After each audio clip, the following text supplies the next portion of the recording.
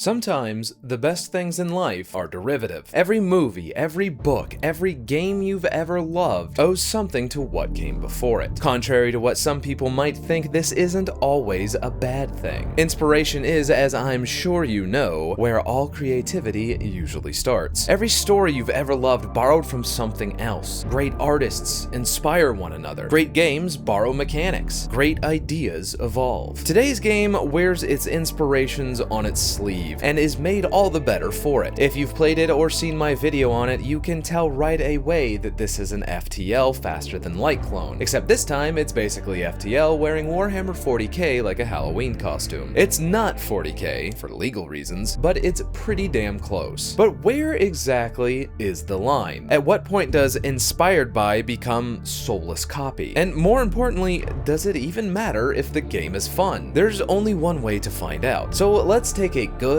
hard look at Void War. The game's setup is given to you every time you load up a new run. The God King has fallen. The Empire is in despair. Brother fights against brother as the ruinous cults sweep through the stars. The very fabric of reality trembles before the onslaught of the demonic storms. Your goal as this lone agent is to make it to a sector of space known as the Imperial Core Worlds and reignite the Vault of Souls. What will that do to fix things? Who cares? It's a MacGuffin. It, glows, I guess? To be honest, I've beaten the game, and I'm still not entirely sure what it does, so this is largely, if not entirely, set dressing. But as you make your way through the cosmos, you'll be plotting your course through a more linear map, but you can see what's ahead so you can determine the paths you'll want to take at any time. As you jump from point to point, you'll come into contact with a few different factions. Cultists to different gods, cultists to technology, cultists to other cultists. There's a lot of cults. There's also demonically possessed ships, Imperial loyalists, and no good, dirty, rotten pirates. Depending on who owns what sector of space you've warped to, there will be various altars that you can visit that will grant boons if you can overcome the trials they set out for you. Some are simple and just require you to pledge your allegiance to a specific faction, though it's perfectly fine if you cross your fingers behind your back while you do it, but some altars will have different requirements before you are able to receive their benefits. The most unique one I came across was an altar for the techno cults, which required a Q&A before they deemed me worthy and logical enough of the glorious blessings of the technological gods. While the core mechanics of upgrading your ship are nearly identical to what inspired it, combat does succeed in offering new mechanics that build upon previous systems in games just like this. While you will be charging up your weapons and firing at the adjacent ship systems to damage them, boarding your enemies is a lot more streamlined and encouraged as a major part of ship-to-ship combat. Because of that, your crew can reach huge numbers, and each of them will have their own benefits to combat. To make them even stronger, or useful if they're not particularly good fighters, each crew member will have their own loadout, where you can equip weapons and tools to support combat and sustaining your ship respectively. While launching an assault sled on your enemy's ship sounds like the most metal present you can give them, the most interesting way you can utilize your crew against your enemies is during planetary assaults. Every now and then you can come across bunkers full of people that really want to shoot you down from their grounded position. To get them back for their absolute insolence, you can deploy infiltrators that can stealthily enter their bases, take all their shit, and kill them all from within. As history has shown, this is usually how empires solve their problems. It's not too different than fighting ship to ship, but I do very much appreciate the variation in combat scenarios. At the helm of it all, your captain will have their own abilities that can be utilized to bolster your run. There are different classes of captain you can choose, and they're unlocked by spending points you earn by progressing each time you play a game of Void War. This is pretty neat, and allows for even more unlocks than just the new ship layouts and models you get by completing certain objectives. The first time I won a run was using the Witch class, that has the ability to fire a psychic bolt that deals considerable damage to any enemies caught in the room once the blast hits. Stuff like this leads to even more ways to fine-tune how you like to play, and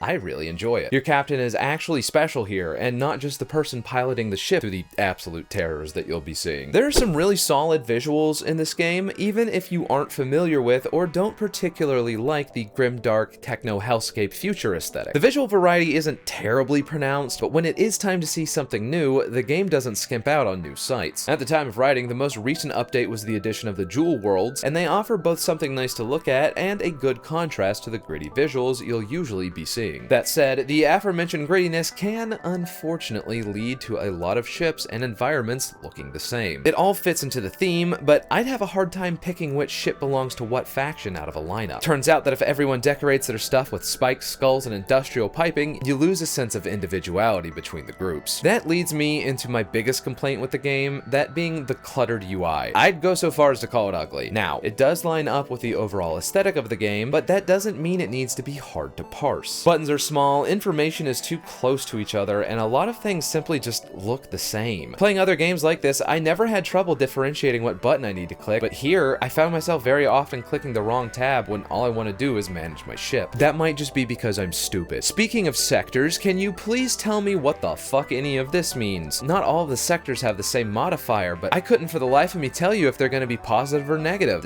Okay, there is this over here, but you can't lie that this is still really jumbled feeling. There's just so much I think that could be improved visually, not just the sprites and art for the ships. I will say though, one of the absolute best parts of the game is watching any unit still alive in enemy ships when they blow up go flying through the cosmos. While you unfortunately can't hear them screaming as they do this, the sounds are overall pretty good, and you get a lot of the beeps, boops, and demonic howling that you can expect in a game like this. Launching attacks directly at units has this meaty weight to it, and it makes combat all the more satisfying. The music itself is somewhat subdued, but it does fit with the overall gameplay and themes of Void War.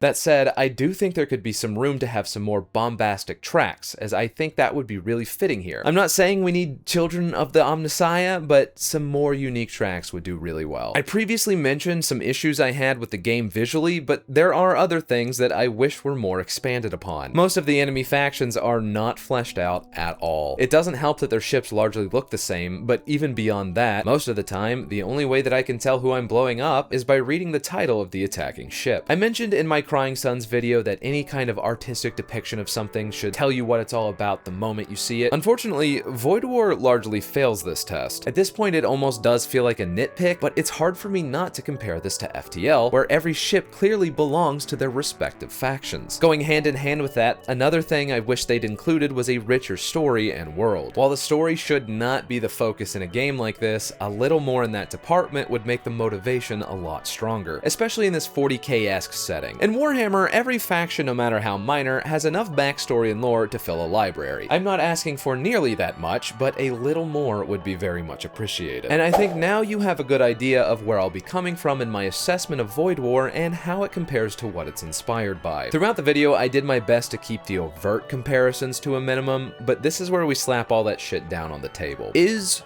Void War unique? No. While there are elements that are this game's own inclusion and creation, the FTL and Warhammer elements are way too evident to say that this game succeeds in being unique both in the gameplay and the setting. Nearly every story element or faction is a bargain store version of something you'd see in 40k, and a lot of the gameplay is straight from FTL. But it does do some things differently, like the focus on boarding enemies and unit combat, and the more linear path you can make through each sector. I appreciate these elements for what they are, but ultimately, you can expect a very similar experience to its inspiration while playing. But these do enough to make it not feel like an exact copy, and the additions are actually all things that I find myself enjoying. Now, the biggest question of all. Does the answer to the previous question matter? No. Simply put, the game is fun, and to be honest, that's really kind of all you need. Sometimes we spend so much time talking about originality that we often forget why we all play games in the first place. To have fun. I think if you take anything from this, it's that execution is ultimately more important than originality. FTL has fun mechanics, so why would slapping a store brand Warhammer 40k skin on it and some really fun additions make it not fun? And on top of that, Warhammer is cool as fuck. Even if it's largely just the aesthetic and some story elements, I don't care. A game like this would work really well in the official 40k universe, and Games Workshop ain't gonna be doing that anytime soon. So it's cool that an indie dev took it upon themselves to make their own. And what's super cool about that is that the game is updated continuously. I looked back at the history of it, and it looks like there's been at least one update every month or two since the game's release. And so I much prefer that model than the one of being constantly stuck in early access like so many games of this nature tend to be. Release that shit and then continue to update it. Continuous early access ultimately just feels like you're playing a demo and never get the full experience. So that's just some major points for the dev right here. Thanks for watching. If you didn't know, this video is number 3 in my space exploration roguelike series, so go check the others on FTL and Crying Suns out after this. I did my best not to rehash points from that video and make the whole thing feel like a point-for-point comparison, but if you want to know some more context, definitely check them out. Don't forget to hit that like button and that subscribe button, as doing helps way more than you think. All that said, thanks for making it this far, and I'll see you next time. Bye!